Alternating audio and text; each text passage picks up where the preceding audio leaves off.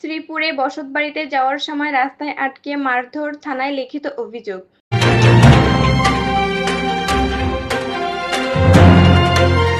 আসসালামু আলাইকুম দর্শক, সকলকে আমন্ত্রণ জানাচ্ছি বিবিআর নিউজ সংবাদে।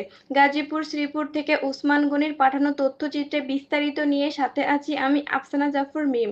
শ্রীপুরে বসতবাড়িতে যাওয়ার সময় রাস্তায় আটকে মারধর ও মেরে ফেলার হুমকি ও অতর্কিত হামলার চেষ্টা। থানায় লিখিত অভিযোগ দায়ের করেছেন ভুক্তভোগী আবির হাসান আকায়েদ।